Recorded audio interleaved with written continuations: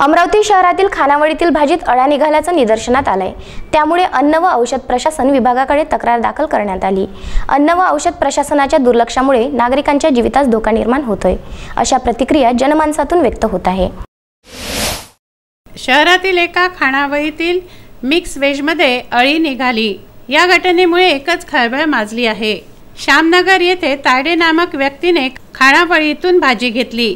येथून नेहमीच विद्यार्थी व मुलं अन्न नेतात, जेवण नेतात। शुक्रवारी सकाळी येथून रोहित सिमनीकर या किशोरनगरमध्ये राहणाऱ्या युवकाने 85 रुपयाची मिक्स वेज विकत घेतली व घरी गेला। जेवण करत असताना त्याला या भाजीमध्ये अळी दिसली। याची तक्रार त्याने अन्न व औषध प्रशासन विभागाला दिली आहे। सकाळी 11 वाजताच्या सुमारास श्यामनगर येथे एक मिक्स वेज घेतली असता तिच्यातून अळी निघाली। ती माझ्या मिसेसला दिसली। आम्ही तिथं कंप्लेंट केली असता त्यांनी उडवाउडीचे उत्तर दिले, म्हणून आम्ही इथं कंप्लेंट करायला आलेलो आहे। अन्न व औषध प्रशासनाच्या अधिकाऱ्यांनी या तक्रारीबाबत चौकशी केली जाईल एवढं आश्वासन दिलं आहे। अन्न व औषध प्रशासनाचा अक्षम्य दुर्लक्ष होत असल्याने नागरिकांचे जीव धोक्यात येत आहेत। प्रदीप इंगोले, विदर्भ न्यूज, अमरावती।